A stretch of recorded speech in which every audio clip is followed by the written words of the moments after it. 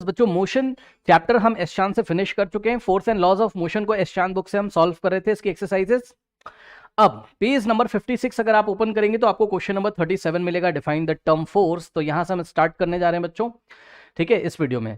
But इसके पहले कि अगर आपको क्वेश्चन चाहिए या मोशन चैप्टर के अगर आपको क्वेश्चन चाहिए तो यूट्यूब पे आप टाइप करिए मोशन एसचान सॉल्यूशंस बाय 2 क्लासेस, और हर एक चैप्टर का एनसीईआरटी और एनसीईआरटी एग्जाम्पलर मैं पहले ही अपलोड कर चुका हूं। तो यूट्यूब पे आपको बस चैप्टर का नाम लिखना है और सॉल्यूशंस बाय 2। जैसे मान लो आपको मोशन चैप्टर का सॉल्यूशन चाहिए तो लिखिए motion NCERT solutions by 2 classes, ठीक है। तो आपको पूरा प्लेलिस्ट मिल जाएगा, ठीक है। और इसके पहले के वीडियोस आप जाइए यूट्यूब पे टाइप करिए force and laws of motion एसचान सॉल्यूशंस बाय 2 क्लासेस, तो इसके पहले के वीडियोस आपको एसचान के मिल जाएंगे। आइए स्टार्ट करते हैं आज की क्लास। तो बच्चों क्वेश्चन नंबर 37 बहुत इजी क्वेश्चन है। कह रहा है कि डिफाइन द टर्म फोर्स, ठीक है। फोर्स क्या होता है? अब आपको पता है कि कोई ऑब्जेक्ट है हमारे पास, ठीक है स्टूडेंट्स, ये कोई ऑब्जेक्ट है हमारे पास, और इस ऑब्जेक्ट को या तो आप पुश करो या तो इसको पुल करो, ऐसे करके, या तो इसको धक्का दो। ये जो आप धक्का देते हो, ये जो पुश है, ठीक है ना, ये जो पुश है या जो पुल है, आप बॉडी को किसी ऑब्जेक्ट को इस तरीके से पकड़ के खींचते हो, ठीक है, आप या कोई एक्सटर्नल एजेंट, ठीक है। इसको पुश करो या पुल करो, तो पुश और पुल ही क्या है, फोर्स है। तो बहुत इजी है। अब देखो फोर्स को हम क्वांटिफाई कैसे करते हैं, ठीक है स्टूडेंट्स। इस आंसर में यहां पर नहीं लिखा हुआ है लेकिन मैं आपको बता देता हूं कि फोर्स को हम क्वांटिफाई कैसे करते हैं।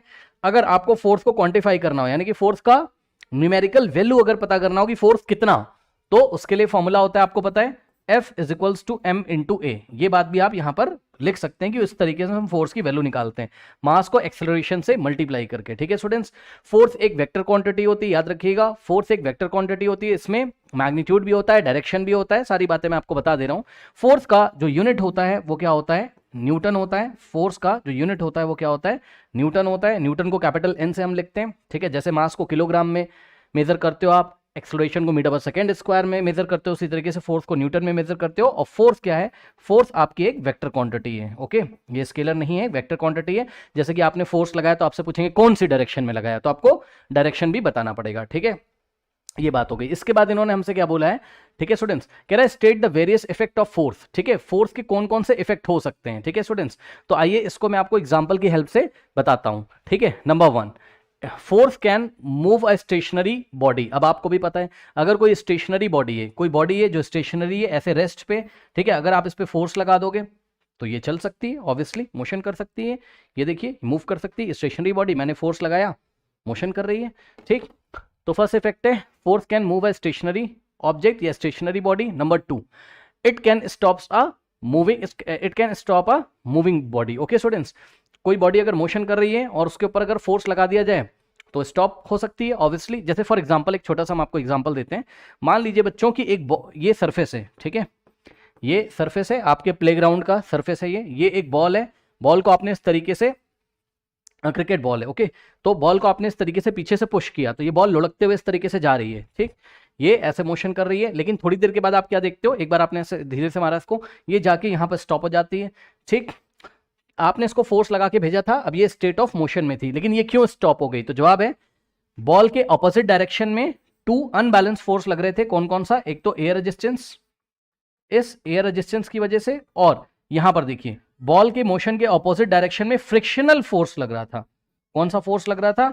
फ्रिक्शनल फोर्स लग रहा था, ठीक है। तो एयर रेजिस्टेंस भी एक तरीके का फोर्स का एग्जांपल है, क्योंकि एयर के मॉलिक्यूल जब आप ऐसे चलोगे तो आपको इस डायरेक्शन में ऐसे पुश करेंगे, और फ्रिक्शनल फोर्स इस डायरेक्शन में इस तरीके से लग रहा है, ओके। तो ये देखिए, तो ये बॉडी मोशन कर रही थी और ये अब स्टॉप हो सकती है, ठीक है, ऑब्वियसली। या सामने से कोई ऑब्जेक्ट आ रहा है, आपने ऑब्जेक्ट आ रहा है का मतलब है, मान लो कोई बाइसाइकिल ही आ रही है, चलो आपके फ्रेंड की कोई बाइसाइकिल आ रही है, वो बाइसाइकिल से आ रहा है, ऐसे आपने हाथ लगा दिया, हाँ ज़्यादा तेज ना आ रही हो वरना आप उतना फोर्स तो नहीं लगा पाओगे, ठीक है। धीरे धीरे से बाइसाइकिल आ रही है, ऐसे आपने आगे से फोर्स लगा दिया, तो मूविंग बॉडी पे फोर्स लगा के उसको रोका जा सकता है। और बहुत सारे एग्जाम्पल हैं, चलती हुई कोई कार है, ठीक है, वहां पे आप ब्रेक अप्लाई कर देते हो, तो ब्रेक अप्लाई करते हो तो कार का जो भी मैकेनिकल सिस्टम है, ठीक है, ब्रेक अप्लाई करने का मतलब है कार में जो ऐसा एक मैकेनिकल सिस्टम बनाया गया जो कि कार पर फोर्स लगाता है मोशन के ऑपोजिट डायरेक्शन में, तो कार का मोशन बंद हो जाता है, ठीक है। यानी कि कार मूव कर रही थी, अब वो स्टेशनरी हो जाएगी, यानी कि रेस्ट पे आ जाएगी। तो बस यही बात लिखा है कि आपको इतना एक्सप्लेन नहीं करना है एग्जाम में, बस आपको जस्ट यहाँ पर ये सारे 5 के 5 पॉइंट लिखने। It can stop some moving body. Next है 3, it can change the speed of a moving body, okay. तो देखो बच्चों ध्यान से, यहाँ पे हम बहुत अच्छा एक एग्जाम्पल लेते हैं।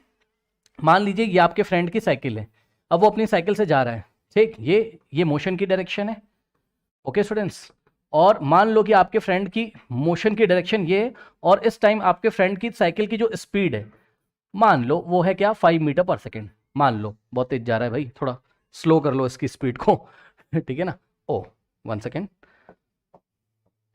मान लो आपके फ्रेंड की जो साइकिल की स्पीड है मान लो वो है 2 मीटर पर सेकेंड, मान लो। ओके स्टूडेंट्स, अब सोचो अगर आप यहां से आके पुश कर दो इसको पीछे से, ऐसा पुश कर दो साइकिल को, साइकिल इस डायरेक्शन में जा रही है, आपने पीछे से धक्का लगा दिया।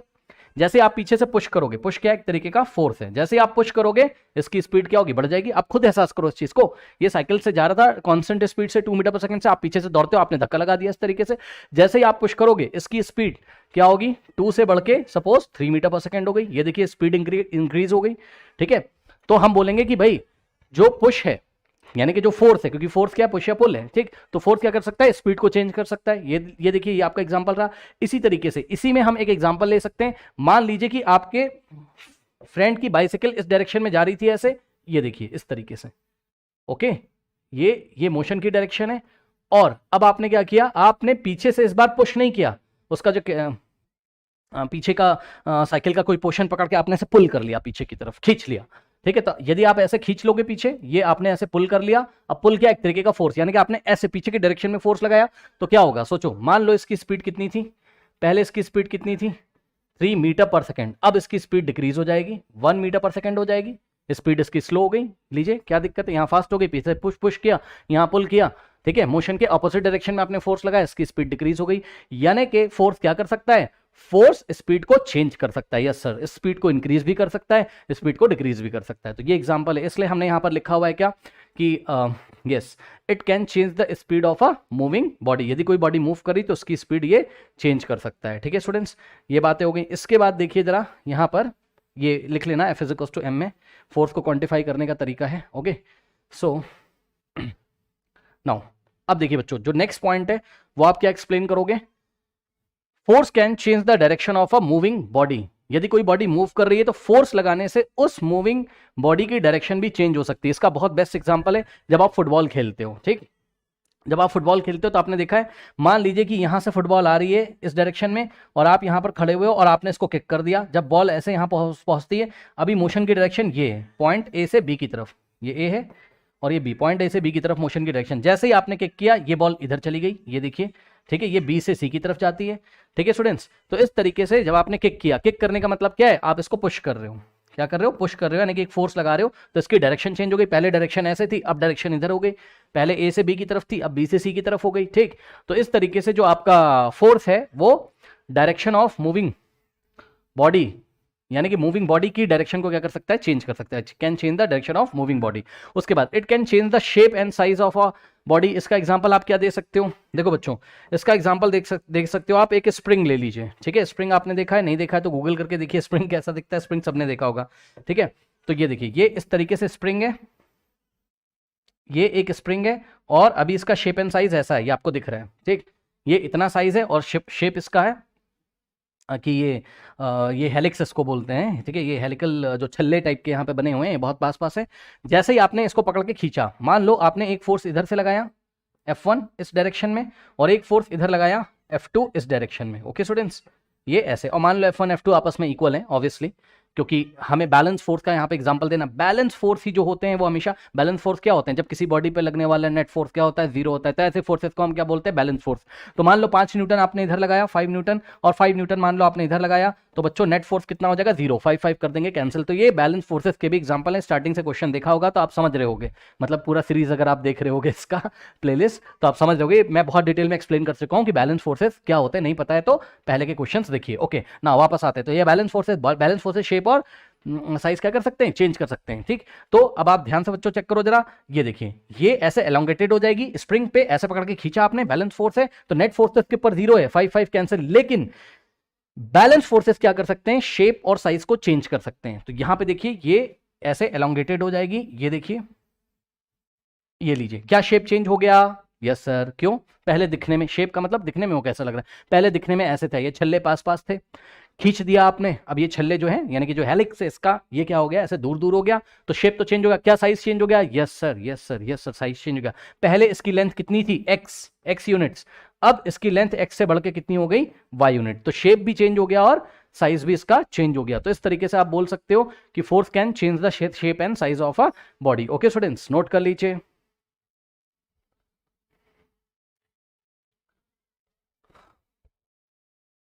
तो ये आंसर लिखा हुआ है, आप देख सकते हो यहां पर। Okay, force is defined as the push और pull on an object, force cause an object to move to speed up. यही सारी बातें लिखी हैं। अगर रुका है तो चलने लगेगा, मूव करने लगेगा, स्पीड उसकी बढ़ सकती है, स्पीड उसकी स्लो डाउन हो सकती है। जो बैलेंस फोर्सेस होते हैं वो शेप और साइज को चेंज कर सकते हैं, और फोर्स जो है डायरेक्शन को चेंज कर सकता है। फोर्स को क्वांटिफाई करने का तरीका मैंने आपको बता दिया, F is to m a. Okay, note कर लीजिए। नाउ स्टूडेंट्स, लेते हैं क्वेश्चन नंबर 38। अब ये बहुत इजी क्वेश्चन है, कह रहा है give one example each where, एक एक एग्जांपल देने। नंबर 1 A part, a force moves a stationary object या स्टेशनरी बॉडी। एक ऐसा आपको एग्जांपल देना है जिसमें फोर्स स्टेशनरी बॉडी को मूव कर रहा हो। तो बहुत सारे एग्जांपल है, आप बोल सकते हो कि भाई कोई फुटबॉल है, ठीक है, और ये फुटबॉल अभी ग्राउंड पे ऐसे रखी हुई है रेस्ट पे, और हमने इसको किक कर दिया। किक करने का मतलब आप पुश कर रहे हो। पुश या पुल क्या होता है? फोर्स होता है, ठीक। तो बस आपने इसको पुश किया, यानी कि इस पे फोर्स लगाया, अब ये मूव करने लगी। ऐसा एग्जांपल दे सकते हो। दूसरा एग्जांपल आप ये दे सकते हो कि कोई कार है, ठीक है, और ये कार अभी रेस्ट पे, और जैसे आपने कार को स्टार्ट किया और इसमें गियर लगाया, तो इंजन का जो मैकेनिज्म है, यानी कि इंजन पूरी बॉडी, कार की बॉडी पे फोर्स लगाएगा। इंजन फोर्स लगा सकता है, हमें पता है। तो इंजन पूरी कार की बॉडी पे फोर्स लगाएगा और ये कार आगे की दिशा में चलेगी। ओके, तो ये देखिए, यही एग्जांपल यहाँ पर दिया गया है। पार्ट ए का आंसर आप कुछ भी दे सकते हो जो आपको बताओ, ठीक है। The force of an engine, कह रहा है a force moves a stationary body. इसमें हमने एग्जांपल दिया फोर्स ऑफ इंजन। इंजन जो फोर्स अप्लाई करता है कार के ऊपर, इससे स्टेशनरी कार चलने लगती है, मूव करने लगती है। स्टेशनरी मतलब रुकी हुई कार चलने लगती है। ओके, तो force of engine, force of engine यहाँ पे एग्जांपल है जो स्टेशनरी कार को क्या करेगा? मूव कराएगा। Okay, now part B, a force stops a moving body. Okay students, तो यहां पर आपको एक एग्जांपल देना है जिसमें कोई ऐसा फोर्स लग रहा हो जो बॉडी को, चलती हुई बॉडी को रोक दे। तो बहुत सारे एग्जांपल है यहाँ पर, आप फिर से ही बता सकते हो। अभी तक कार मोशन में थी, ठीक है, मान लो ये कार मोशन में, क्योंकि आपने स्टार्ट कर दिया, इसका इंजन गियर लगाया, अब ये चल रही है। अगर आप ब्रेक अप्लाई कर दोगे तो जो ब्रेकिंग फोर्स है, ठीक है, अब कार का जो भी मैकेनिज्म होता हो कि ब्रेकिंग लगाने से उसमें किस तरीके से ऑपोजिट डायरेक्शन में फोर्स डेवलप होता है, ठीक है, तो वो सब तो हमें नहीं देखना है। लेकिन जो भी ब्रेकिंग सिस्टम का फोर्स है, यानी कि ब्रेक्स अप्लाई करने पे जो फोर्स अप्लाई हुआ है, उससे कार मोशन से रेस्ट में आ जाएगी। तो पार्ट बी में हमने आंसर दिया फोर्स ऑफ ब्रेक्स। ध्यान दीजिएगा, जिसको मैं अंडरलाइन कर रहा हूं, ये बहुत इंपॉर्टेंट है। Force of brakes can stop a moving car. Okay, next C part, a force change the speed of a moving body. Okay students, एक ऐसा एग्जांपल देना है जिसमें कोई फोर्स लग रहा हो, मूविंग बॉडी की स्पीड को चेंज कर रहा हो। तो ये बहुत इजी है। अभी लास्ट क्वेश्चन में भी मैंने आपको बताया था कि मान लीजिए कोई बाइसाइकिल है। ओके, कोई बाइसाइकिल है, ये ग्राउंड है, और इस पे बाइसाइकिल आपका दोस्त, आपका कोई फ्रेंड इस डायरेक्शन में चला रहा है, इस बाइसाइकिल को मोशन करा रहा है। लेट अस से आपके दोस्त की स्पीड अभी कितनी है? आपके दोस्त की साइकिल की स्पीड है लेट अस से 2 मीटर पर सेकेंड है। ओके, अब आपने क्या किया? आप पीछे से आए, आपने पुश कर दिया इसको। यहाँ से पुश करने का मतलब है आपने एक फोर्स लगा दिया। अब आप खुद सोचो क्या होगा, इसकी स्पीड इंक्रीज हो जाएगी, सीधी सी बात है। ऐसा पुश करोगे आप खुद ही देखोगे और तेजी से जाने लगता है, यानी कि इसकी स्पीड पीछे से पुश करने पर सेम डायरेक्शन में जिधर मोशन कर रहा है उधर ही आप इसको पुश कर दो, ठीक है। तो 3 मीटर पर सेकेंड हो गई, ये लीजिए स्पीड इंक्रीज हो गई। अब इसी का रिवर्स केस, अगर आपका दोस्त जा रहा है इस तरीके से, ओके, पुश की जगह, ये अभी इसकी स्पीड कितनी है आपके दोस्त की? लेट अस से 3 मीटर पर सेकेंड है इसके साइकिल की स्पीड। अब आपने क्या किया? पीछे पुल कर लिया, ये मोशन की डायरेक्शन इधर है, ये मोशन है, ठीक, मोशन इधर कर रहा है, इधर से आपने पुल कर लिया, ये देखिए पकड़ के ऐसे खींच लिया पीछे। तो क्या होगा? इसकी स्पीड डिक्रीज हो जाएगी। सपोज 3 से डिक्रीज होकर स्पीड कितनी हो गई? 1 मीटर पर सेकेंड। तो इस एग्जाम्पल में हम देखते हैं क्या कि आपकी जो बाईसाइकिल की स्पीड है एक बार इंक्रीज हो रही पुश करने पर, और पुल करने पर डिक्रीज हो रही है। तो यहाँ पर पुश और पुल वाला जो फोर्स है वो स्पीड को चेंज कर रहा है, एक बार इंक्रीज एक बार डिक्रीज, पुश में इंक्रीज पुल में डिक्रीज। तो ये एग्जांपल दे सकता हो, आप अपने मन से लिख सकते हो। देख लीजिए यहाँ पे आंसर क्या लिखा हुआ है स्टूडेंट्स। ओके, कह रहा है suppose one is riding a bicycle at a certain speed, एक कांस्टेंट स्पीड से कोई बाइसाइकिल चला रहा है। Now if someone pushes the moving bicycle from behind, पीछे से अगर कोई पुश करता है, then the speed of the bicycle increases and it will move faster, और इस तरीके से उसकी स्पीड बढ़ जाएगी और बाइसाइकिल और तेजी से चलने लगेगी। On the other hand, if someone pulls the moving bicycle from behind, अगर कोई पुल करता है, then speed of the bicycle decreases and it will move slower. Thus a push और पुल ठीक है, पीछे से खींचोगे स्पीड स्लो हो जाएगी। तो यही सारी बातें आपको यहाँ लिखी हुई है बच्चों। दस पुश और pull can change speed of the moving bicycle as push और पुल इज अ फोर्स। आपको बताना पड़ेगा कि पुश और पुल एक तरीके का फोर्स होता है। तो हम क्या कह सकते हैं, हम कह सकते हैं भाई पुश किया या पुल किया। पुश करने का मतलब भी फोर्स लगाया, पुल करने का मतलब क्या लगाया, फोर्स लगाया, ठीक है ना। तो आपको बताना पड़ेगा कि जो पुश और पुल है ये क्या एक तरीके का फोर्स है। तो यहाँ पुश या पुल करने से स्पीड इंक्रीज या डिक्रीज कर रही थी, इसलिए हम बोल सकते हैं कि force can change the speed of a moving bicycle और any other moving body. Bicycle का जस्ट हमने एग्जांपल लेके बताया, कोई दूसरा ऑब्जेक्ट भी हो सकता है। ठीक, चलिए नेक्स्ट देखिए बच्चों। पार्ट डी में कह रहा है a force changes the direction of a moving body. Okay, किसी मूविंग बॉडी की डायरेक्शन चेंज हो रही हो तो ऐसा फोर्स आपको बताना है कि कोई फोर्स लग रहा हो और वो मूविंग बॉडी की डायरेक्शन को चेंज कर रहा हो। तो यहाँ पे आप प्लेग्राउंड में फुटबॉल का एग्जांपल दे सकते हो। ये देखिए, मान लीजिए कि प्लेग्राउंड में फुटबॉल का मैच चल रहा है, ठीक है। तो ये देखिए, मान लो आप भी मैच खेल रहे हो, ठीक है, और सामने से फुटबॉल आ रही है ये इस डायरेक्शन में ऐसे, ठीक, ये ऐसे फुटबॉल आ रही और आप यहाँ पर खड़े हो, आपने इसको किक कर दिया। जैसे ही आपने इसको किक किया, अभी ये पॉइंट ए से बी की तरफ जा रही थी, आपने किक किया, अब ये बी से सी की तरफ चली जाएगी, इसकी डायरेक्शन चेंज हो जाएगी। तो यहाँ पर आप जो इसको पुश दे रहे हो, फुटबॉल को जो किक कर रहे हो, यानी कि जो पुश कर रहे हो, ये पुश क्या कर रहा है, इसके मोशन की डायरेक्शन को चेंज कर रहा है। ध्यान से चेक करिए स्टूडेंट्स, पहले बॉल इस डायरेक्शन में आ रही थी, अब ये इस डायरेक्शन में जा रही, तो डायरेक्शन यहाँ चेंज हो रही है। अब ये ऐसे ही नहीं चली जा रही, ये डायरेक्शन, ये देखिए, ये इधर हो गई, चेंज हो गई। तो बस ये एग्जाम्पल दे सकते हो आप फुटबॉल वाला, या यहां पर एक एग्जांपल लिखा, आप इसको दे सकते हो। कह रहा है if we blow air from our mouth towards the smoke rising up from a burning incense stick agarbatti, then the direction of the motion of smoke changes. In this case the force exerted by the blowing air changes the direction of the moving smoke. ठीक है, तो ये भी एक example, आप इसको भी बता सकते हो, कोई बहुत बड़ी बात नहीं है। देखिए बच्चों क्या कह रहे हैं, कह रहे हैं कि मान लो अगरबत्ती जो होती है, आपने देखा होगा, ठीक है, अगरबत्ती, ये इस तरीके से अगरबत्ती है और ये अगरबत्ती में से स्मोक निकल रहा है। ये देखिए, ये जो स्मोक निकलता है यहाँ से, इसमें सॉलिड पार्टिकल्स होते हैं, छोटे छोटे सॉलिड पार्टिकल होते हैं, ये केमिस्ट्री में आपने पढ़ा होगा। ठीक, ये छोटे छोटे सॉलिड पार्टिकल होते हैं। अब आप यहाँ पर हो स्टूडेंट्स, और आपने क्या किया, आपने यहाँ से एयर ब्लो कर दी, इस तरीके से फूंक लगा दी, ऐसे फूंक लगा रहे हो, तो आप ये एयर, ये जो इंसेंस स्टिक अगरबत्ती के जो पार्टिकल्स हैं, ये देखिए, ये जो छोटे छोटे पार्टिकल्स के ऊपर फोर्स लगेगा और ये पार्टिकल अब इधर मूव होके इधर आ जाएंगे। तो आप क्या देखोगे, जो स्मोक, जो धुआं जिसको आप बोल सके, जो धुआं आपको पहले यहां दिख रहा था, अब उसकी नई पोजीशन यहां पर है, उसकी पोजीशन चेंज हो गई। ठीक, पोजीशन चेंज होने का मतलब उसकी डायरेक्शन चेंज हो गई।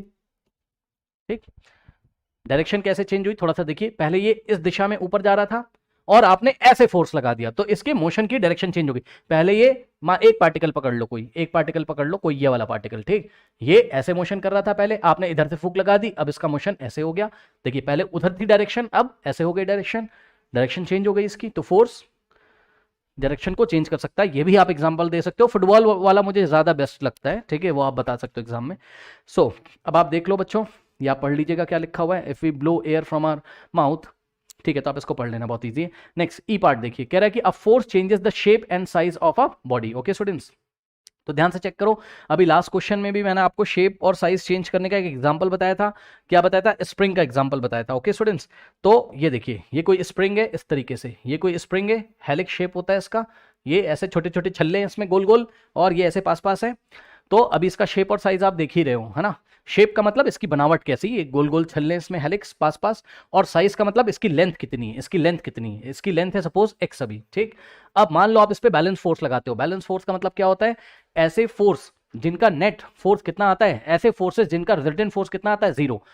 समझाता हूं, मान लो इधर से आपने लगाया कितना, 5 न्यूटन का फोर्स F1 और इस डायरेक्शन में, ठीक, और इस डायरेक्शन में आपने, क्योंकि फोर्स एक वेक्टर क्वांटिटी, तो आप डायरेक्शन की भी बात करोगे, ठीक। तो और यहां से लगाया आपने F2 is equals to -5 Newton. -5 मैं क्यों बोल रहा हूं, क्योंकि इसकी डायरेक्शन चेंज हो गई, ये इधर है तो प्लस का, ये इधर है तो माइनस का। लास्ट क्वेश्चन में शायद मैंने प्लस माइनस नहीं लगाया था, बट आपको लगाना चाहिए, ये प्लस का, ये माइनस का, इक्वल एंड ऑपोजिट फोर्स है, सेम बॉडी के ऊपर है, तो एक दूसरे को कैंसिल कर देंगे, लेकिन नेट फोर्स कितना आएगा इसके ऊपर, 0 आ जाएगा। +5 -5 cancel, net force 0, net force 0 हो गया, ठीक है। यानी कि ये दोनों बैलेंस फोर्सेस के एग्जांपल है। अगर ये दोनों बैलेंस फोर्सेस के एग्जांपल हैं तो ये कर क्या रहे हैं, तो जवाब है ये, आपको पता है बैलेंस फोर्स क्या कर सकते हैं, शेप और साइज को चेंज कर सकते हैं। तो ऐसे ये स्प्रिंग खिंच जाएगी इस तरीके से, ये लीजिए एलोंगेटेड हो गई है, ये छल्ले दूर दूर हो गए, ये देखिए, अब इसका शेप चेंज हो गया। यस सर, शेप का मतलब दिखने में कैसा लग रहा था, दिखने में पहले छल्ले इसके पास पास थे, ये जो हेलिक्स था इसका पास पास था, अब ये हेलिकल शेप, ऐसे जो हेलिक्स हैं इसके, ये ऐसे दूर हो गए, ये जो छल्ले बने हुए हैं, ठीक, ये ऐसे दूर हो गए, और पहले इसकी लेंथ कितनी थी, x, अब लेंथ कितनी हो गई, y।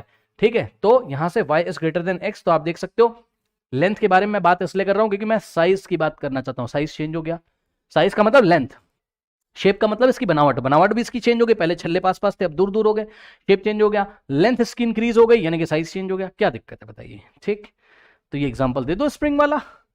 ठीक है, यहाँ पे हमने फोर्स अप्लाई किया है, बैलेंस फोर्सेस का एग्जांपल है ये, इसने शेप और साइज चेंज कर दिया, क्या दिक्कत है? और एग्जांपल आप दे सकते हो।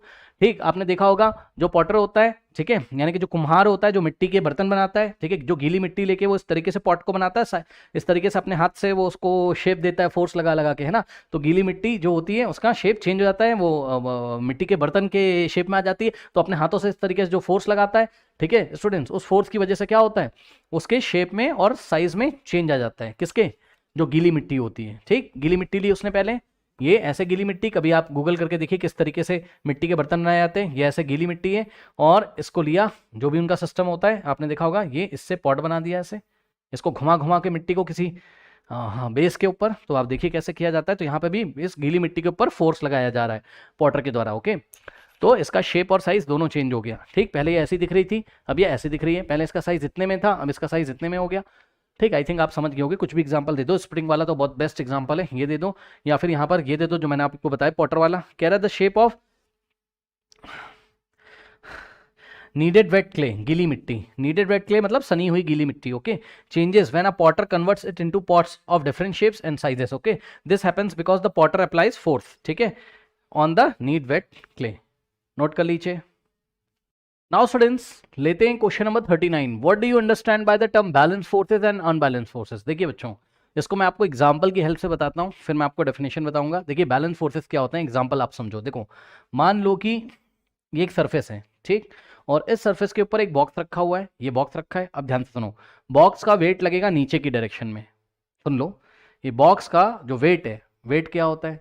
वेट एक तरीके का फोर्स होता है जिस फोर्स से अर्थ धरती माता, ठीक, वेट एक तरीके का फोर्स होता है जिस फोर्स से अर्थ किसी ऑब्जेक्ट को अपने सेंटर की तरफ अट्रैक्ट करती है। आप ग्रेविटेशन वाले चैप्टर में डिटेल में पढ़ेंगे, सुन लीजिए ध्यान से।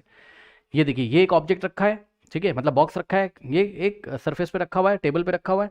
तो बॉक्स जो है अपने वेट की वजह से टेबल के ऊपर एक फोर्स लगाएगा। मेरी बात ध्यान से सुनिएगा, बॉक्स है, ठीक, बॉक्स ने टेबल को दबाया अपने वेट से। मैं ब्लू कलर से यहाँ पे चेंज कर देता हूँ। देखिए, बॉक्स का वेट लग रहा है नीचे, ये ऐसे टेबल के ऊपर, ठीक। वेट क्या होता है? जितने फोर्स से अर्थ इस बॉक्स को अपनी तरफ खींच रही है, तो ये वेट हो गया। इसको डब्ल्यू से दिखा देते हैं। वेट भी एक तरीके का फोर्स होता है, वेट भी एक तरीके का फोर्स होता है। अब होगा क्या, जब ये बॉक्स अपने वेट की वजह से इस सरफेस को दबाएगा ऐसे, तो ये सरफेस क्या करता है? रिएक्शन देता है इस बॉक्स को। बॉक्स ने सरफेस को दबाया, सरफेस बॉक्स को ऊपर दबाएगा। तो ये जो सरफेस ने बॉक्स को दबाया, इसका जो वेट है, इसकी हम बात यहां पर करी हमने। तो बॉक्स ने क्या किया? सरफेस को दबाया, तो सरफेस ने रिएक्शन दिया। ध्यान दो, अब रिएक्शन किसको मिला? बॉक्स को। ये जो बॉक्स है, रिएक्शन किसको मिला? बॉक्स को। तो ये मिल गया रिएक्शन बॉक्स को, ठीक। इसको हम बोलेंगे रिएक्शन फोर्स। क्या बोलेंगे? Reaction force. किसने दिया? ग्राउंड ने या सरफेस ने, ठीक है। अब सुनो, अब आप इस ग्राउंड को मत देखो, बस आप बॉक्स को देखो, ध्यान से बॉक्स को देखना है बस, और किसी को नहीं। बताओ बॉक्स पे कितने फोर्स लग रहे हैं? बॉक्स पे कितने फोर्स लग रहे हैं? 2। कौन सा? एक तो रिएक्शन फोर्स लग रहा है और दूसरा लग रहा है force of gravity. Force of gravity मतलब बॉडी का वेट, ठीक है। अब सुनिए ध्यान से, ये लग रहा है वेट। अब आप बोलोगे वेट तो सरफेस पे लग रहा है। हाँ भाई, मैंने आपको समझाने के लिए बताया, वेट आ तो सरफेस पे रहा है ना, तभी तो सरफेस ने रिएक्शन दिया। तो इस बॉक्स को रिएक्शन कैसे मिल रहा है वो समझाने के लिए मैंने आपको बताया कि बॉक्स का वेट किसके, बॉक्स का वेट डाउनवर्ड डायरेक्शन में लग रहा है, तो अपने वेट से बॉक्स क्या कर रहा है? सरफेस को दबा रहा है, तभी तो सरफेस रिएक्शन दे रहा है, ठीक। पर अगर हम वेट की बात बोलें कि वेट लग कहां रहा है इस ऑब्जेक्ट पे, यानी कि इस बॉक्स पे, तो नीचे की डायरेक्शन में। ये वेट ऐसे लग रहा है और रिएक्शन फोर्स ऐसे लग रहा है, लग रहा है। अब ये बॉक्स रखा हुआ है, क्या इस पे फोर्स काम कर रहे हैं? Yes sir. कितने फोर्स काम कर रहे हैं? 2। मतलब किसके कितने फोर्सेस के ऊपर एक्ट कर रहे हैं? 2 फोर्स। कौन कौन से? फोर्स ऑफ रिएक्शन और वेट। पर ये ऑब्जेक्ट चल नहीं रहा है वर्टिकल डायरेक्शन में। ये वाली डायरेक्शन वर्टिकल होती है और ये वाली होती है हॉरिजॉन्टल। सुन लो, ये वाली वर्टिकल है और ये वाली क्या है? हॉरिजॉन्टल। ये बॉक्स चल नहीं रहा है। क्यों नहीं चल रहा है? क्योंकि रिएक्शन फोर्स ने इस वेट को क्या कर लिया? बैलेंस कर लिया। मतलब समझो, इस तरीके से समझो कि रिएक्शन मान लो 5 न्यूटन का। अरे मान लो भाई, रिएक्शन 5 न्यूटन का, और रिएक्शन 5 न्यूटन का हुआ क्यों? क्योंकि वेट भी कितने का था? 5 न्यूटन का। तो एक को आप प्लस से दिखाओगे, एक को माइनस से दिखाओगे। मान लो ऊपर वाले जो फोर्स है उसको प्लस से दिखाया, तो रिएक्शन फोर्स +5 हो गया और वेट हो गया -5। अब बताओ वर्टिकल डायरेक्शन में इसमें नेट फोर्स कितना लग गया? Net force in vertical direction, net force in vertical मतलब वाई एक्सिस की डायरेक्शन में जितने भी फोर्स काम कर रहे हैं उसका नेट फोर्स कितना है? तो net force in vertical direction, vertical direction में नेट फोर्स कितना है? चेक कर लीजिए, +5 ऊपर और प्लस करेंगे इसमें -5 नीचे, तो आंसर कितना आ जाएगा? 0। चेक कर लीजिए, ये प्लस माइनस माइनस होगा, 5 - 5 0।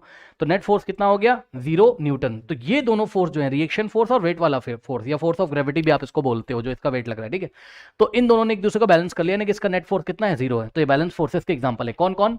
रिएक्शन फोर्स और वेट। यहाँ पर रिएक्शन फोर्स और वेट क्या है? बैलेंस फोर्सेस के एग्जाम्पल है। तो बताओ बैलेंस फोर्सेस क्या होते हैं?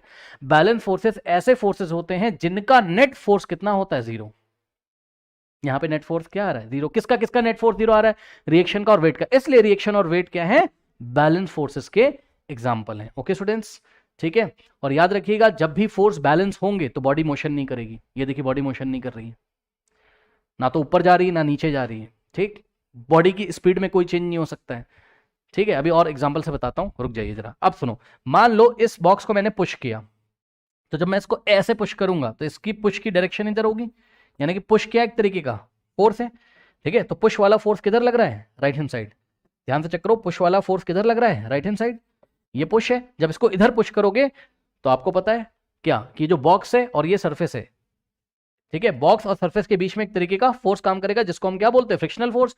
तो जिधर आप पुश कर रहे हो उसके ऑपोजिट डायरेक्शन में एक फ्रिक्शनल फोर्स पैदा होता है। आप कभी भी देखिएगा, जब ये कोई ऑब्जेक्ट रखा है, इसको आप जब पुश कर रहे हो ऐसे, जब आप पुश करोगे तो ये स्टार्टिंग में नहीं चलता है। क्यों? क्योंकि फ्रिक्शनल फोर्स इसको चलने नहीं देता। हाँ, वो अलग बात है, ज़्यादा तेजी से फोर्स लगा दोगे तब तो चलने ही लगेगा, ठीक है ना। बात समझ में कि नहीं? तो अभी मान लो आपने ऐसे पुश किया, बहुत हल्के से पुश किया इसको, तो इधर एक फ्रिक्शनल फोर्स काम करने लगेगा, पुश के ऑपोजिट डायरेक्शन में फ्रिक्शनल फोर्स। अब बताओ, ये पुश और ये फ्रिक्शनल फोर्स भी क्या है? बैलेंस फोर्स के एग्जांपल। अभी चल नहीं रही है बॉडी, मान लो कि जितना पुश किया उतना ही फ्रिक्शनल फोर्स पैदा हो गया, तो पुश वाला फोर्स और फ्रिक्शनल फोर्स भी एक दूसरे को बैलेंस कर रहे हैं। यानी कि अगर हम हॉरिजॉन्टल डायरेक्शन में, ये वाली डायरेक्शन में, हॉरिजॉन्टल डायरेक्शन में मान लो मैंने पुश किया 1 न्यूटन का, तो फ्रिक्शनल फोर्स भी कितना पैदा हो गया? 1 न्यूटन का। और -1 न्यूटन इसलिए लिख रहा हूं क्योंकि इसके अपोजिट डायरेक्शन में, ठीक। तो यहां पर नेट फोर्स इन हॉरिजॉन्टल, जो एक्स एक्सिस के अलोंग, ये वाले जो फोर्सेस हैं, ठीक है, इसको हम क्या बोल रहे हैं? हॉरिजॉन्टल। इसको हम खड़े खड़े वाले फोर्स, मतलब वर्टिकल डायरेक्शन में जो फोर्स है उसको हम क्या बोल रहे हैं? ये वर्टिकल डायरेक्शन में और ये हॉरिजॉन्टल डायरेक्शन में, ठीक। तो net force in horizontal direction, horizontal direction, horizontal direction में नेट फोर्स कितना आ गया? कितना आ गया? जाके चेक करिए, +1 राइट में, और प्लस करेंगे इसमें -1, आंसर आएगा फिर से 0। तो ये जो फ्रिक्शनल फोर्स है और जो पुश है, ये भी किसका एग्जांपल है? बैलेंस फोर्सेस का एग्जांपल है, क्योंकि इनका नेट भी कितना आ गया? 0। अब इस पे टोटल कितने फोर्स लग रहे हैं? जाके देखिए, टोटल 4 फोर्स लग रहे हैं। कौन कौन से? Reaction, weight of the body, या force of gravity, push, frictional force. तो ये चारों फोर्स किसके एग्जाम्पल है? ये चारों के चारों फोर्स किसके एग्जाम्पल है? बैलेंस फोर्स के एग्जाम्पल है। क्योंकि अगर हम पूछें कि इस बॉडी पे नेट फोर्स कितना लगा है, तो कहने के लिए तो 4 फोर्स लगे हैं, एक इधर, एक इधर, एक ऊपर, एक नीचे, ठीक। लेकिन नेट फोर्स कितना है? 0, क्योंकि वर्टिकल डायरेक्शन में भी 0, हॉरिजॉन्टल डायरेक्शन में भी 0, तो नेट फोर्स कितना हो गया? 0। तो याद रखिएगा, what are balance forces? So the answer is, if the resultant of, resultant का मतलब net force, if the resultant of all the forces acting on a body is 0, then the forces are called balance forces. अगर किसी body पे लगने वाले जितने भी force हैं, उनका रिजल्टेंट यानी कि उनका नेट फोर्स कितना आ रहा है? 0 आ रहा है, तो ऐसे फोर्सेस को हम क्या बोलते हैं? बैलेंस फोर्सेस बोलते हैं। और जब आप एग्जाम्पल की हेल्प से एग्जाम में बताओगे तो एग्जाम्पल आपको यही बताना है, ये वाला आपको एग्जांपल एक्सप्लेन करना है कि बॉक्स कहाँ रखा हुआ है? एक टेबल पे, उसको हमने हल्का सा पुश किया और ये चलता नहीं है, जब ये नो मोशन की डायरेक्शन में है, यानी कि स्टेट ऑफ रेस्ट में है, तो ऐसा होता है। ये एक्सप्लेन करोगे। अब देखो, यहाँ एक एग्जांपल लिखा हुआ है, इसको मैं आपको एग्जाम में लिखने के लिए मना करता हूँ, मत लिखो इसको। लिखना हो तो लिख दो, कोई क्रॉस नहीं करेगा, बट ये ज्यादा अच्छा समझ में नहीं आता है बैलेंस फोर्स में। देखो, कह रहा है when we push a concrete wall with our hands the wall doesn't move. हाँ भाई, ठीक है, कोई बात नहीं। एक कंक्रीट वॉल, उसको ऐसे दबा रहे हैं हाथ से, ये देखिए कंक्रीट की वॉल है। अरे भाई, जो कंक्रीट की बनी दीवारें होती हैं आपके घर में, जो दीवारें, उसको ऐसे ऐसे दबाओ, उसको क्या वो मूव करने लगेगी? नहीं। तो जब आप उसको ऐसे दबाते हो, पुश करते हो, तो आपने फोर्स लगाया, यस सर, जरूर आपके फोर्स को कोई फोर्स बैलेंस कर रहा है। अब वो फोर्स कौन से फोर्सेस होते हैं जो आपके द्वारा लगाए गए फोर्स को बैलेंस करते हैं? ठीक है, बस यही यहाँ पर कंफ्यूजन है, ठीक है। तो इसलिए हम इसका डिटेल करना नहीं चाहते हैं। देखिए, ये वॉल है, आप इसको ऐसे पुश कर रहे हो, ठीक है, ओके स्टूडेंट्स। तो जब आपने इसको ऐसे पुश किया तो मान लो आपने 5 न्यूटन लगाया, तो इस 5 न्यूटन को बैलेंस करने के लिए इस वॉल के अंदर जो कंक्रीट के मॉलिक्यूल्स हैं वो ऐसे फोर्सेस बना लेते हैं वॉल के ऊपर। आपको देखना, कुछ लोग रिएक्शन फोर्स के बारे में सोच रहे होंगे, हाँ भैया रिएक्शन फोर्स तो आपके हैंड पे लगेगा, हैंड की तो मैं बात नहीं कर रहा हूं, मैं तो वॉल की बात कर रहा हूं। वॉल पे देखो कितने फोर्स लगे, एक तो आपने लगाया, यस सर, जब आपने लगाया तो वॉल के अंदर जो मॉलिक्यूल्स हैं वो ऐसा नहीं चाहते कि आप फोर्स लगाओ, तो वो आपको अपोजिशन देते हैं, मतलब आपके फोर्स को अपोजिशन देते हैं, ठीक है। अब हम उतना डिटेल में नहीं जा रहे हैं, लेकिन नेट फोर्स कितना आ जाएगा आपका, 0 वॉल के ऊपर। तो इसीलिए ज्यादा एक्सप्लेन ना करके यहां पर क्या लिखा गया, when we push a concrete wall with our hands the wall doesn't move, this is because the force by us is balanced by the other forces acting on the wall। हमारे द्वारा लगाया गया जो फोर्स है वो wall में जो दूसरे टाइप के कुछ फोर्सेज होंगे, अब उनको हमें नहीं यहाँ पे उसमें दिमाग लगाना है ज्यादा, वो आप 11th क्लास में पढ़ोगे, ठीक है। जो दूसरे टाइप के फोर्सेज है वो आपके द्वारा लगाए गए फोर्सेज को बैलेंस कर लेते हैं, इसलिए वॉल चलती नहीं है, ठीक। अब उसमें बहुत कुछ होता है, वॉल का वेट, डाउनवर्ड डायरेक्शन में कंपोनेंट निकालो, दुनिया भर की चीजें, तो ज्यादा टेंशन नहीं है, ये वाला एग्जांपल बेस्ट है आपका, आप ये लिख दो ना, क्या दिक्कत है, ठीक, ओके। तो ये चीज है, तो याद रखिएगा जो बैलेंस फोर्सेज होते हैं, है ना, वो स्टेशनरी बॉडी को मूव नहीं कर सकते हैं, याद रखिएगा, ठीक है, नोट कर लीजिए। जो बैलेंस फोर्स होंगे कैन नॉट मूव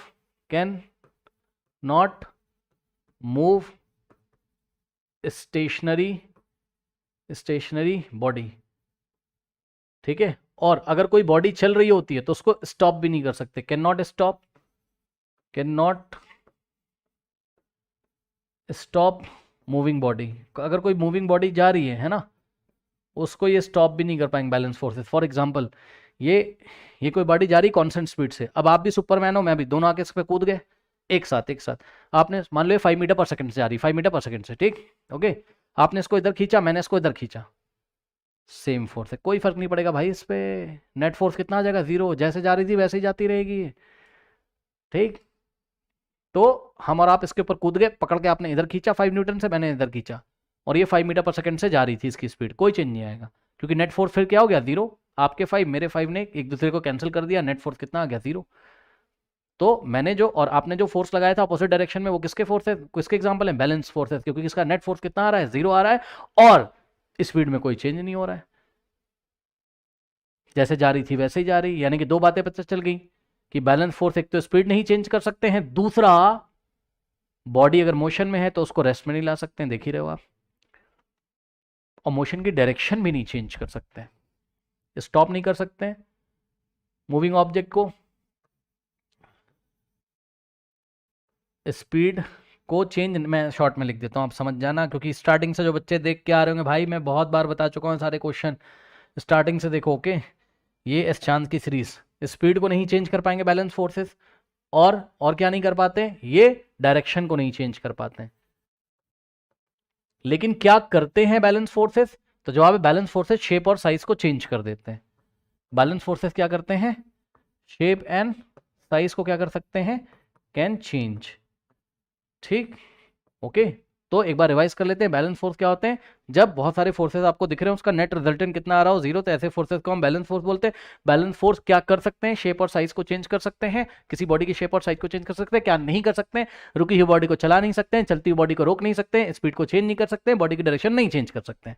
अब अनबैलेंस फोर्सेस देखो, अनबैलेंस फोर्सेस ऐसे फोर्सेस होते हैं जिनका नेट रिजल्टेंट 0 नहीं आता है, जिसका नेट फोर्स 0 नहीं आता है। जैसे कि आइए एग्जांपल देते हैं आपको, ये वाला डायग्राम नोट कर लो पहले, बैलेंस फोर्स में नोट करिए, वीडियो पॉज करके नोट कर लीजिए। अब देखिए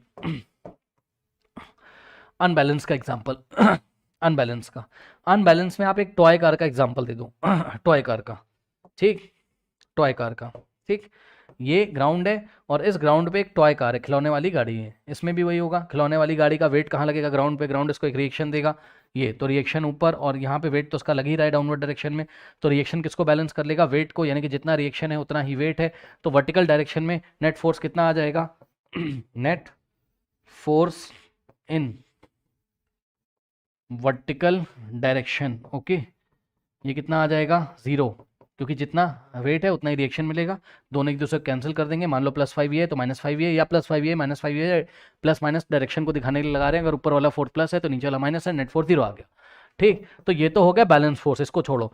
अब आपने इसको ऐसे पुश किया, तो ये वाली डायरेक्शन में आपने इसको एक पुश दिया, ठीक, जब आप स्टार्टिंग में पुश करते हो, ठीक है, तो ये नहीं चलती है। क्यों? क्योंकि जितना आपने पुश किया उतना ही फ्रिक्शन बन जाता है, इधर उतना ही फ्रिक्शन फोर्स आ जाता है। लेकिन क्या ऐसा हमेशा रहेगा? जवाब है नहीं, क्योंकि फ्रिक्शनल फोर्स जो ऑपोजिट डायरेक्शन में पैदा होता है, अब कैसे पैदा होता है, वो कैसे बनता है, 11th क्लास में आप पढ़ोगे। लेकिन जैसे आप पुश करते हो, फ्रिक्शनल फोर्स इसको मोशन को अपोज करने की कोशिश करता है। लेकिन फ्रिक्शनल फोर्स की एक लिमिट होती है भैया। आपने लगाया 1 न्यूटन, फ्रिक्शनल फोर्स बन गया 1 न्यूटन ऑपोजिट डायरेक्शन में, आपने लगाया 2, फ्रिक्शनल फोर्स बन गया 2, आपने लगाया 3, फ्रिक्शनल फोर्स बन गया 3। फ्रिक्शनल फोर्स एक लिमिट तक बनता है, उसके बाद नहीं बन पाएगा। ठीक, तो आपने 3 न्यूटन से ज्यादा लगा दिया, 4 न्यूटन। अब फ्रिक्शनल फोर्स अपने आप को केवल 3 तक बना पा रहा था, तो वो 3 का 3 बेचारा रह गया। अब क्या होगा? आपने लगा दिया 4 न्यूटन। अब 4 न्यूटन जैसे ही आपने लगाया तो आपका फोर्स ज्यादा हो जाएगा, फ्रिक्शनल कम हो जाएगा और बॉडी इधर मूव कर जाएगी। तो ये अनबैलेंस फोर्सेस के एग्जांपल है। क्यों? फ्रिक्शनल फोर्स ने आपके द्वारा लगाए गए फोर्स को बैलेंस नहीं कर पाया, अनबैलेंस हो गए फोर्सेस। ठीक, तो ये जो पुश है, when push is more than, when push is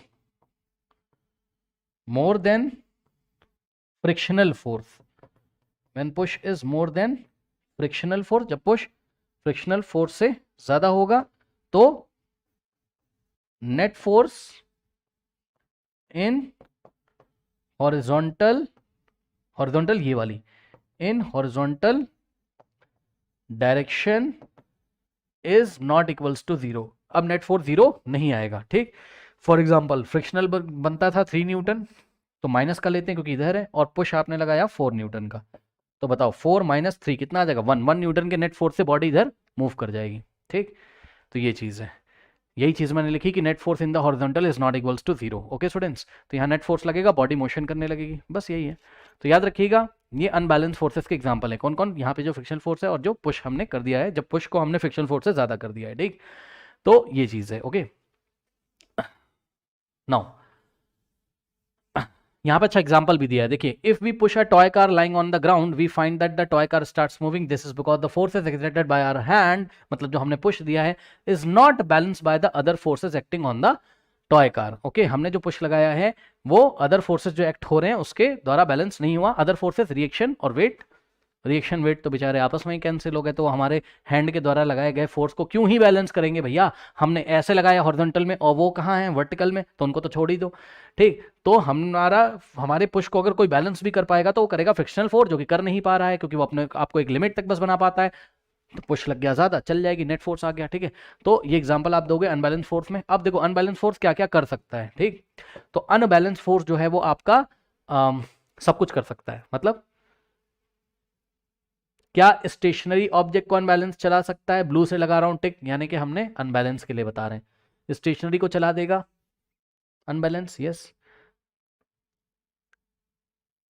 moving object को अनबैलेंस स्टॉप कर सकता है, yes. Unbalance force shape and size नहीं चेंज करता है, याद रखना। ठीक है, अनबैलेंस फोर्स स्पीड को इंक्रीज या डिक्रीज कर सकता है। अनबैलेंस फोर्स डायरेक्शन को चेंज कर सकता है। ओके, वीडियो को ध्यान से सुनिए, कॉपी में नोट करिए मैंने क्या बताया। इसके बाद पार्ट बी में इन्होंने हमसे क्या पूछा है? What type of forces, balance और unbalance forces act on a rubber ball when we press it between our hand, what effect it produces, what effect is produced in the ball। अब देखो, rubber की ball आपने ली और दोनों हाथों से पकड़ के ऐसे दबा दिया। जब आप इसको ऐसे दबाओगे बॉल स्क्वीज हो जाएगी, सिकुड़ जाएगी, उसका शेप और साइज चेंज हो जाएगा, है ना। पहले बॉल ऐसी थी रबर की बॉल, अब ये ऐसे स्क्वीज हो जाएगी, ऐसे, ये देखिए ऐसे शेप चेंज हो जाएगा ना, यहाँ से दबा दिया आपने ऐसे। तो जो फोर्स आप लगा रहे हो दोनों हाथों से वो बैलेंस फोर्स का एग्जांपल है। सपोज 5 न्यूटन इधर से लगा रहे हो, 5 न्यूटन इधर से लगा रहे हो, ये देखिए ऐसे ऐसे 5 इधर से 5 इधर से, इक्वल एंड अपोजिट फोर्स है, एक ही बॉडी के ऊपर है। तो इस बॉडी के ऊपर नेट फोर्स कितना आएगा? 0। इधर वाला हो गया +5, इधर वाला हो गया -5, +5 -5, नेट फोर्स कितना हो गया? 0। तो ये बैलेंस फोर्सेस के एग्जांपल है जो हमने दोनों हाथों से ऐसे लगाया। तो ये बैलेंस फोर्स क्या कर सकते थे? याद करो, शेप और साइज को चेंज कर सकते थे।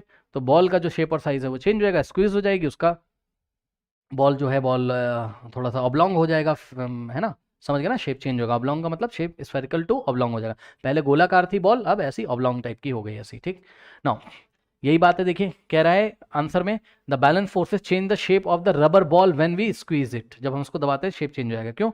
When we press the rubber ball between our hand the shape of the ball alter from spherical to oblong, ठीक है, स्फेरिकल से ऑब्लॉन्ग शेप हो जाता है, ऑब्लॉन्ग शेप नहीं पता गूगल करके देख लो।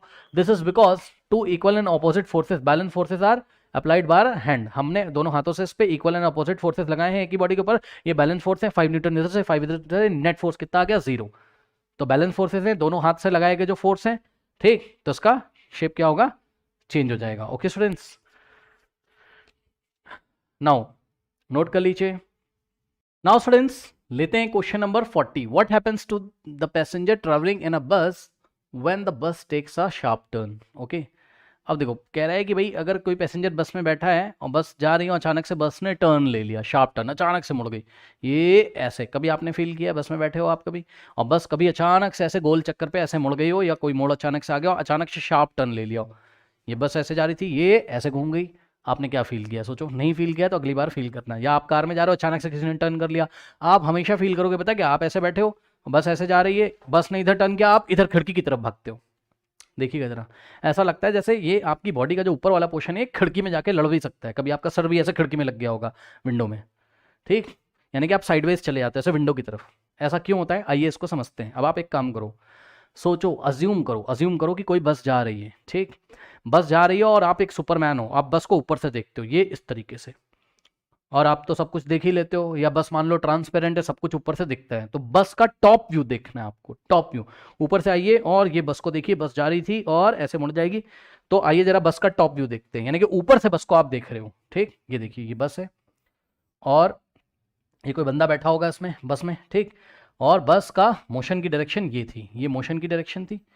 ओके स्टूडेंट्स, पर क्या हो रही है बस, और आप इसको ऊपर से देख रहे हो, थोड़ा ध्यान दीजिएगा, ठीक, जैसे ही बस यहाँ पे टर्न करेगी इस तरीके से, ये बस आगे जाके शार्प टर्न लेगी इस तरीके से, जैसे ही बस टर्न लेगी, अब इस व्यक्ति के बारे में सोचिए जो यहाँ पर बैठा है, ठीक, और यहाँ पे विंडो होंगी साइड में, चलिए येलो कलर की विंडो बना देते हैं, ये बस की विंडोज़ हैं इस तरीके से, ठीक, ये बस की विंडोज़ हैं इस तरीके से।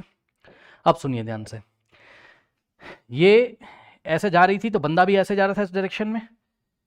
अब बताइए, न्यूटन फर्स्ट लॉ से जो बॉडी मोशन में, वो अपने स्टेट ऑफ मोशन को मेंटेन रखना चाहती है, यानी कि वो जिस दिशा में जा रही है, जिस डायरेक्शन में जा रही है बॉडी, उसी डायरेक्शन में उतनी ही स्पीड से जाना चाहती है, ठीक, तो ये जो व्यक्ति अंदर बैठा हुआ है, जो पर्सन है, ये इसी डायरेक्शन में, ये इसे बस की डायरेक्शन में, ये इस तरीके से, ये इसी डायरेक्शन में उतनी ही स्पीड से जाना चाहता है, लेकिन बस ने क्या किया, बस ने टर्न ले लिया, बस की स्टीयरिंग घुमाई गई इस तरीके से, बस ने टर्न ले लिया।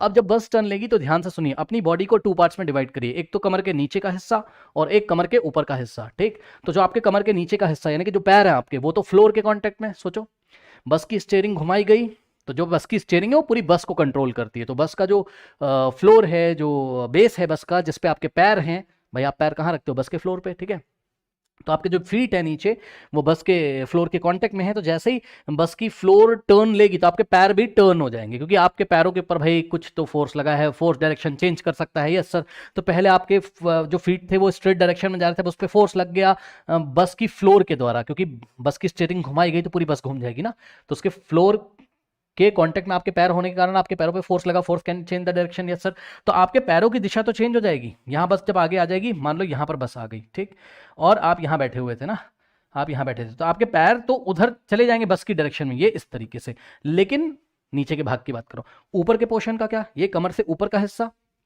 इस पे तो किसी ने फोर्स नहीं लगाया, आपके कमर के ऊपर का जो हिस्सा है ये डायरेक्टली बस के फ्लोर के कांटेक्ट में थोड़ी ना है, तो ऊपर हमारे जो कमर का ऊपर वाला हिस्सा है, इस पे तो कोई फोर्स लगा नहीं रहा है, तो अगर इस पे कोई फोर्स नहीं लगा रहा है तो भैया ये अपनी डायरेक्शन क्यों चेंज करेगा, ये तो अभी भी स्ट्रेट लाइन में चलना चाहता है इस तरीके से, तो बॉडी का जो ऊपर वाला भाग है ये भी स्ट्रेट लाइन, ये स्ट्रेट लाइन में ही जाना चाहता है, तो नीचे वाला सोचो, आपके पैर को पकड़ के कोई उधर खींच ले, हाँ, तो क्या होगा, सोचो ना, अचानक से कोई नीचे से पैर के पकड़ के इधर खींच ले तो आप इधर ही तो गिरोगे, वही तो हो रहा है भाई पैर कहाँ है, फ्लोर के कांटेक्ट में, वो उधर टर्न हो गए पैर, क्योंकि वो फ्लोर के कांटेक्ट में है, फ्लोर टर्न हो गई बस की तो पैर भी टर्न हो गए, क्योंकि पैरों पे फोर्स लग गया, force can change the direction, ऊपर वाले बॉडी पे कोई फोर्स लगा नहीं ऊपर वाले पोर्शन पे, तो वो जिस डायरेक्शन में मोशन कर रहा था वो उसी डायरेक्शन को मेंटेन रखना चाहता है, न्यूटन फर्स्ट लॉ से, लॉ ऑफ इनर्शिया से, तो सीधे चलना चाहता है, तो ऐसा लगेगा पैरों को किसी ने खींच लिया, और ये सीधे जाने की वजह से पैर जब कोई खींच लेगा तो ऐसा लगेगा हम इधर बाहर की तरफ गिर रहे हैं। आई थिंक आपको समझ में आया होगा। अपने स्टेट ऑफ मोशन को मेंटेन करने के लिए, और स्टेट ऑफ मोशन में भी अपनी state of direction, state of motion में भी अपने इनर्शिया ऑफ डायरेक्शन को मेंटेन करने के लिए बॉडी बाहर की तरफ शीशे की तरफ जाती है, विंडो की तरफ जाती है, साइडवेज जाती। तो ये मैंने आपको एक्सप्लेन कर दिया। अब आपको एग्जाम में लिखना क्या है, ठीक है, आपको लिखना बस इतनी सी बात है। क्या? When a bus turns on a corner sharply the passenger tends to fall sideways. Sideways मतलब समझ ना, खिड़की की तरफ चला जाएगा, because of their tendency to continue moving in a straight line, क्योंकि उसका जो बॉडी का ऊपर वाला भाग है वो स्ट्रेट लाइन में ही अभी चलना चाहता है। तो बस, और ब्रैकेट में ये बात आपको जरूर लिखनी है, रीजन इसका इनर्शिया, इनर्शिया के कारण ऐसा होता है। बस इतना लिखोगे आपको मार्क्स मिल जाएंगे, लेकिन आपको समझ में आना चाहिए, ये बात मैंने आपको बता दी। नाउ अब देखिए जरा, तो आप टॉप से देख रहे थे तो आपको कैसा दिखाई पड़ेगा वो बंदा, आप समझ रहे हो, पैर निकल गए उधर, बॉडी छूट गई इधर, तो लगेगा शीशे की तरफ जा रहा है, ठीक। अब सुनो, पार्ट बी इसका लेते हैं, ओके। नाउ पार्ट बी में अगर आप देखोगे तो पार्ट बी में एक ऐसा डायग्राम आपको बना हुआ है आपकी बुक में, कह रहा है why are road accidents at high speed very much worse than road accidents at low speed. Okay students, अब ध्यान से चेक करिए, देखिए सीधी सी बात है, आपने पढ़ा होगा मोमेंटम के बारे में, इसके पहले के क्वेश्चंस में मैंने आपको मोमेंटम के बारे में बताया, ठीक। तो मोमेंटम क्या बताता है? Quantity of motion, quantity of motion. Quantity of motion का आप ये फील ले सकते हो कि ये देखिए, ये कोई बॉडी है, इसका मास फिक्स है, मास तो फिक्स है, धीरे से अगर हमने इसको फेंका, धीरे से मतलब स्लो स्पीड से, तो ये धीरे से चोट करेगा मेरे हाथ पे। अगर मैं तेजी से फेंकूंगा तो ज़्यादा तेज चोट लगेगी। तो जो चोट का लगना है, यानी कि बॉडी जाके सामने फोर्स लगा रही है, तो जब ज़्यादा तेजी से फेंकूंगा इसको तो इसका क्वांटिटी ऑफ मोशन ज़्यादा होगा, ये ज़्यादा फोर्स लगा सकती है सामने जाकर। धीरे से फेंकूंगा तो कम फोर्स लगा सकती है। ये जो क्वांटिटी ऑफ मोशन है इसको मेजर करते हैं मोमेंटम की हेल्प से। किसकी हेल्प से मेजर करते हैं? मोमेंटम की हेल्प से। और मोमेंटम यानी कि अगर ये ज़्यादा तेज जाके चोट कर रही तो समझ जाना इसका क्वांटिटी ऑफ मोशन ज़्यादा है, यानी कि इसका मोमेंटम ज़्यादा है, ठीक। और अगर ये धीरे चोट कर रही है जाके सामने, धीरे फोर्स लगा रही है सामने, तो इसका क्वांटिटी ऑफ मोशन कम है, यानी कि इसका मोमेंटम क्या है? कम है। अब मोमेंटम डिपेंड करता है दो बातों पर। मोमेंटम क्या होता है? मास और वेलोसिटी का प्रोडक्ट होता है, ठीक। ये बात मैं आपको कई बार पहले के क्वेश्चंस में डिटेल में बता चुका हूं। तो momentum is equals to mass into velocity, ठीक है स्टूडेंट्स। अब ध्यान से चेक करिए जरा, ये दो डायग्राम दिए, ये रोड एक्सीडेंट हुआ लो स्पीड में, यहां ज्यादा नुकसान नहीं हुआ है। यहां पे देखिए, यहाँ पे हाई स्पीड में जा रहे थे, स्पीड को वेलोसिटी बोल सकते हो। अगर इस बॉडी स्ट्रेट लाइन में चल रही है, एक ही डायरेक्शन में चल रही है, तो हम उसको वेलोसिटी भी बोल सकते हैं स्पीड को, ठीक है। तो यहाँ बहुत हाई वेलोसिटी के साथ एक्सीडेंट हुआ है, ये देखिए गाड़ी के खच्चे पूरे उड़ गए, टूट फूट गई सब। तो यहाँ पे ज़्यादा नुकसान क्यों हुआ है? यहाँ पे ज़्यादा नुकसान इसलिए हुआ है क्योंकि ध्यान से चेक करिए, मान लीजिए कि किसी कार का मास कितना है? 1000 किलोग्राम, ठीक है। ये देखिए, अगर वो ओनली 2 मीटर पर सेकंड से जा रही है, कितने से? 2 मीटर पर सेकंड की वेलोसिटी से ओनली जा रही, तब इसका मोमेंटम कितना होगा? P equals to m into v. M कितना है? 1000 इंटू वी। वी कितना है? 2। 1000 इंटू 2 हो गया 2000, तो 2000 किलोग्राम मीटर पर सेकंड इसका मोमेंटम होगा। लेकिन अगर यही मास 1000 वाली बॉडी, ये देखिए 1000 किलोग्राम इसका मास है, लेकिन इस बार अगर ये जाती कितनी स्पीड से? मान लो ये जा रही होती 50 मीटर पर सेकंड से, ये लीजिए, अब मोमेंटम कितना होता? P is equals to 1000 into 50, कितना हो जाएगा? 5 बंदा तो 5 होता है, और 1 2 3 4, 1 2 3 4, ठीक। यहाँ पर हो गया आपके पास 50,000 किलोग्राम मीटर पर सेकंड मोमेंटम। ये लीजिए, इसके पास 50,000 किलोग्राम मीटर पर सेकंड मोमेंटम है, इसके पास ओनली 2000 है, ठीक है। तो कहाँ पे क्वांटिटी ऑफ मोशन ज़्यादा है? यहाँ पर। तो जब ज़्यादा स्पीड से जाएगी तो ज़्यादा तेजी से सामने टक्कर करेगी, वो ज़्यादा फोर्स अप्लाई करेगी सामने वाली बॉडी पे। ओके स्टूडेंट्स, अब इसी कॉन्सेप्ट को आप इस तरीके से समझ सकते हो, जिन बच्चों को ये वाला कॉन्सेप्ट पता है उनके लिए बता रहा हूं। क्या हमने क्या पढ़ा है? Force is directly proportional to rate of change of momentum, और यहां से फॉर्मूला आया था F is equals to m in the bracket v minus u by t, याद है? ठीक है, ये m in the bracket v minus u, ये क्या है? चेंज इन मोमेंटम, और ये क्या है? नीचे क्या है? टाइम है। पहले के क्वेश्चंस में बता चुका हूं, स्टार्टिंग से प्लेलिस्ट फॉलो करिए अगर नहीं पता आपको, ठीक है। तो वहां पर मैंने आपको बताया था, जितना ज्यादा rate of change of momentum होगा, यानी कि पर यूनिट टाइम में जितना ज्यादा चेंज इन मोमेंटम होगा, फोर्स उतना ज्यादा अप्लाई करेगी। कौन सी बॉडी? जिसका चेंज इन मोमेंटम हो रहा है। अब यहां पे देखो जरा, जब तक बॉडी नहीं टकराएगी, ये वाली जो बॉडी है, जब तक बॉडी नहीं टकराएगी इसका मोमेंटम कितना है? 2000। जैसे ही टकराएगी इसका मोमेंटम जीरो हो जाएगा, मानते हो कि नहीं? क्यों? अरे भाई वेलोसिटी जीरो हो जाएगी, जब जाके टकराएगी तो रेस्ट पे आ जाएगी, वेलोसिटी जीरो हो जाएगी। यानी कि मोमेंटम को 2000 से कहां जाना है भाई? वेलोसिटी जीरो होने की वजह से m इंटू वी से, फॉर्मूला क्या होता है मोमेंटम का? m into v. वी के जीरो होने से मोमेंटम जीरो हो जाएगा, यानी कि यहाँ मोमेंटम जीरो होना है, 2000 से जीरो होना है। कितने से? 2000 से जीरो होना है। ध्यान से चेक करिए, यहाँ पे मोमेंटम 2000 से कितना होना है? फर्स्ट केस यहाँ लिख रहा हूँ, फर्स्ट केस में मोमेंटम 2000 से कितना हो जाएगा? जीरो। मान लो 1 सेकंड में ऐसा होता है, जैसे टकराएगी बॉडी, मान लो सामने वाली बॉडी के साथ इसका कांटेक्ट टाइम कितना? 1 सेकंड का, ठीक। तो यहाँ पे rate of change of momentum कितना होगा? 2000 स्टार्टिंग में मोमेंटम है और फाइनल मोमेंटम 0, तो कितना चेंज आ रहा है 2000 माइनस 0 2000 का। कुछ बच्चे निकाल रहे होंगे final momentum minus initial momentum, वो भी सही है, 0 माइनस 2000 आ जाएगा भैया, कोई बात नहीं है, वो भी सही है, माइनस साइन हटा दो, ओनली एब्सोल्यूट वैल्यू ले लो, ठीक, अपॉन में 1 सेकेंड, ठीक। तो 2000 किलोग्राम मीटर पर सेकंड, यानी कि 1 सेकंड में मोमेंटम में कितना चेंज हुआ है यहाँ पे 2000। अब सेकंड वाली कार को देखो, सेकंड वाली का मोमेंटम अभी टकराने से पहले कितना है 50,000 किलोग्राम मीटर पर सेकंड, ठीक। तो अभी इसका मोमेंटम कितना है 50,000 किलोग्राम मीटर पर सेकंड, ये इसका मोमेंटम है। मान लो कि ये सामने जाके किसी बॉडी में टकरा गई दूसरे कार में, ठीक, 1 सेकंड लगा टाइम और मोमेंटम हो जाएगा अब इसका 0। अब बताओ चेंज इन मोमेंटम कितना, 50,000 माइनस 0 डिवाइडेड बाय 1, तो rate of change of momentum कितना आ जाएगा 50,000 किलोग्राम मीटर पर सेकंड स्क्वायर, क्योंकि नीचे क्या है 1 सेकंड है। तो ये देखिए मोमेंटम में इतना ज़्यादा चेंज आया ये वाले केस में, और यहाँ मोमेंटम में 1 यूनिट टाइम की बात कर रहा हूँ, यहाँ पे 1 यूनिट टाइम में मोमेंटम में केवल 2000 किलोग्राम मीटर पर सेकंड का चेंज आया। तो कहाँ पे चेंज इन मोमेंटम ज्यादा है, तो जवाब है यहाँ पे चेंज इन मोमेंटम ज्यादा है, यानी कि जिस कार के पास ज्यादा मोमेंटम स्टार्टिंग में होगा उसका मोमेंटम में चेंज यहाँ पे ज्यादा आएगा, क्योंकि फाइनल मोमेंटम तो 0 ही हो जाना है, ठीक है। तो rate of change of momentum किसका ज्यादा, इसका ज्यादा, इसलिए ये कौन, किसका, जिसकी स्पीड ज्यादा है, जिसकी वेलोसिटी ज्यादा है, तो ये जाके सामने ज्यादा नुकसान करेगी, क्योंकि rate of change of momentum जिसका ज्यादा होगा उसका फोर्स भी वो ज्यादा अप्लाई करेगी, ठीक।